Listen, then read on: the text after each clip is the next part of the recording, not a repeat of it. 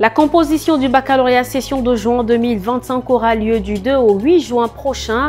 Plus de 104 000 candidats, toutes séries confondues, seront attendus dans les salles d'examen. L'annonce est faite ce lundi par le directeur général de l'Office national des examens et concours du supérieur. 28 avril, journée mondiale de la sécurité et de la santé au travail. Pour célébrer cette date, nous avons rencontré Hippolyte, une victime qui nous raconte son histoire en cette date fatidique du 29 avril 2024 où sa vie et sa carrière basculent alors qu'il travaillait.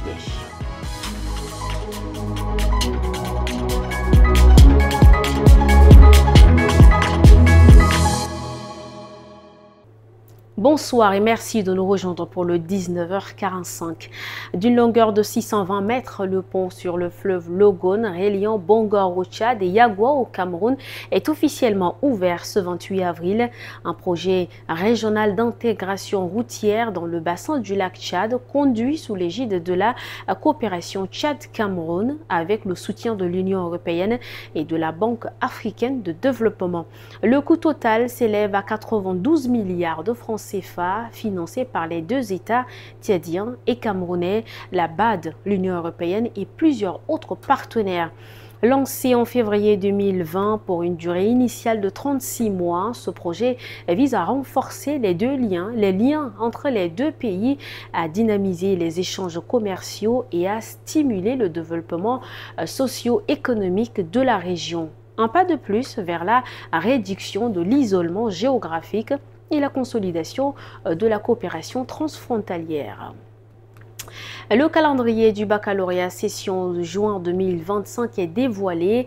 Il est annoncé lors d'un point de presse ce lundi à l'Office national des examens et concours du supérieur ONEX. À cette occasion, le directeur général de l'ONEX, Dr Rabakar Mahamat Sabala, a donné les statistiques provisoires des candidats enrôlés. Plus de 104 000 candidats sont attendus dans les salles de composition cette année. Regardez. Sur le calendrier du déroulement des épreuves écrites du déroulement du baccalauréat, session 2025. Du 5 au 10 mai, épreuve d'éducation physique et sportive. Du 15 au 18 mai, épreuve pratique pour les séries techniques. Série G1 pour l'épreuve de bureautique et série épreuve d'atelier pour les séries E. Le 2 au 8 juin, épreuve écrite pour toutes les séries. Et du 9 au 14 juin, correction de copies. Chaque année, 28 avril, le monde célèbre la journée mondiale de la sécurité et de la santé au travail, une journée dédiée à la prévention des accidents et des maladies professionnelles. Mais pour les victimes, dont Darabi Hippolyte, cette date revêt une signification particulière. Victime d'un accident de travail, Hippolyte porte ses cicatrices depuis bientôt un an. Focal Boab Selon, Abakar Lambert, à Soumorjblila. Une nuit de plus, et cela fera un an qu'il porte ses cicatrices. Le 29 avril 2024, Hippolyte a été percuté par un groupe électrogène mal suspendu sur une grue. Depuis ce jour où sa vie a basculé, il a subi 3 interventions chirurgicales et en attend une 4e. Concernant cet accident de travail, le jeune homme reconnaît avoir été assisté au départ par son employeur. Quand on était au chantier, on m'a demandé d'aller faire l'installation du groupe électrogène, précisément le motopompe.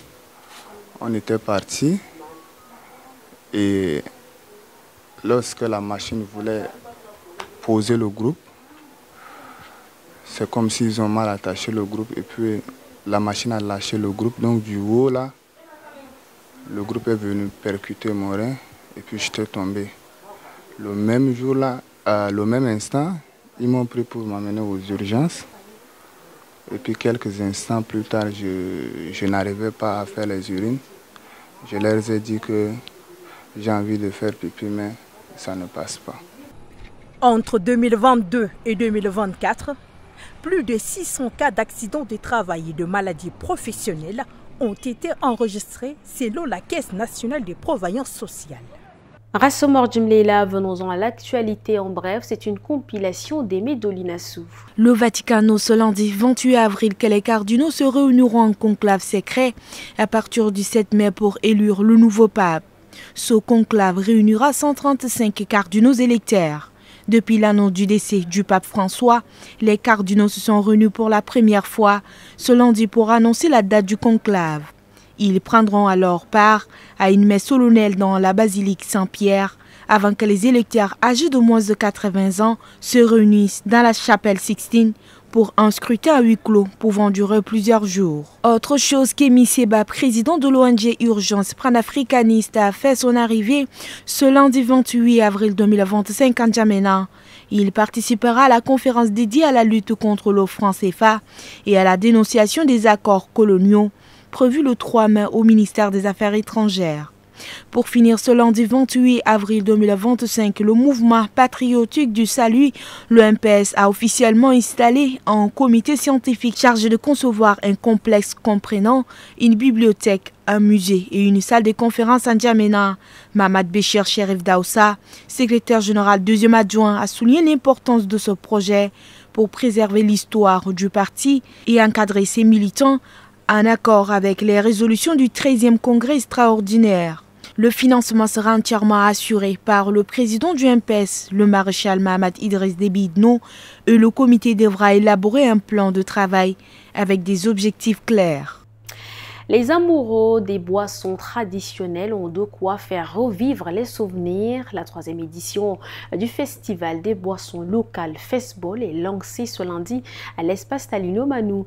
Ce festival, qui durera 7 jours, vise à valoriser les saveurs et les savoir-faire du Tchad en matière de boissons et promouvoir une consommation locale, saine et durable. Guémé Moussa, Bonaventure Alombaï, Abiba Anguini.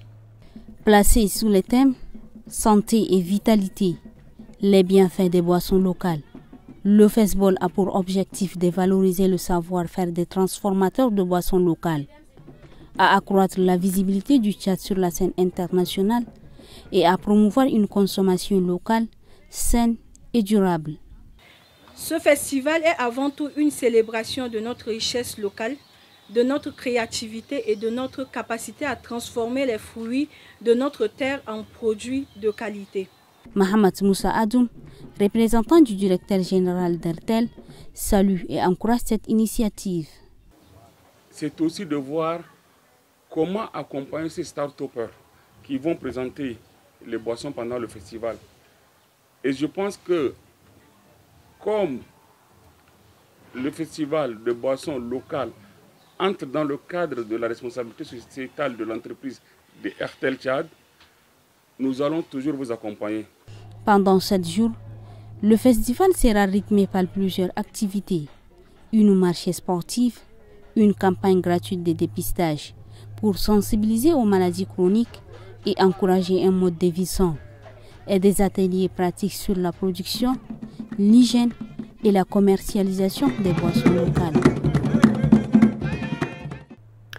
Le football féminin est à l'honneur à Doba, un mot de sport dans ce journal. La Ligue départementale de la Pendé a lancé ce 27 avril la toute première édition du championnat féminin sur le terrain omnisport de la ville de Doba. La cérémonie a été présidée par le délégué à la jeunesse et au sport et à l'entrepreneuriat de la province. 5 équipes féminines participent à ce championnat placé sous le signe de la paix, de la cohabitation et du brassage des jeunes filles du département. Dans le premier match, l'équipe CFAF s'est inclinée face à l'AS Petro Sport de Doba sur le score de 2-3. Les deux entraîneurs restent positifs. Nous avons constaté qu'il y a beaucoup de déchets techniques. D'abord, pour donner les passes et l'emplacement du terrain, ça ne va pas. Et dans tout ça, on va aller revoir ça. L'équipe adverse n'est pas faible, l'équipe adverse a préparé aussi, mais nous, on est au-dessus de parce qu'on a travaillé beaucoup. C'est pourquoi aujourd'hui, on a gagné quand même ce match. Pour Dodorom Teblé Wolwai, président de la Ligue de la Pendé, ce championnat vise à promouvoir l'épanouissement des jeunes filles, particulièrement dans le Logone oriental. Nous voulons promouvoir, perpétuer ce résultat. Et comme on le dit, qui veut aller loin ménage sa monture. Donc c'est pourquoi nous organisons ce championnat départemental de football de la Pendé, qui est le bastion du Logone oriental en matière de football. Donc, grande est notre joie de voir le public, de voir nos autorités à nos côtés pour assister à ce championnat et que d'autres personnes emboîteront le pas pour ne serait-ce que booster le football féminin dans le Logone oriental.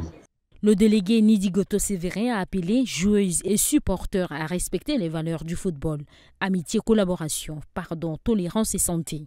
Il a mis en garde contre les comportements déviants qui pourraient ternir l'image du football féminin dans la région. Le récit de Tolobé Dieudonné rendu par Guinaondom Cynthia, un public reportage pour boucler cette édition à l'occasion de la journée mondiale de la santé et de la sécurité au travail et de la journée africaine de la prévention des risques professionnels célébrée ce 28 avril. Star Oil a organisé un exercice d'extinction d'incendie dans son dépôt de Farcha dans le 1er arrondissement. L'entreprise souhaite ainsi inculquer les réflexes de sauvetage en cas de sinistre. Retour sur l'exercice. Il est 9h15. L'alerte est donnée. Un incendie vient d'éclater au poste de dépotage du Star Oil. Rapidement, chefs de service et employés évacuent les bureaux, paniqués mais disciplinés. Sur place, le chef du dépôt tente de contenir le feu, visiblement dépassé par l'ampleur des flammes. 1 minute plus tard, les sirènes des sapeurs-pompiers retentissent.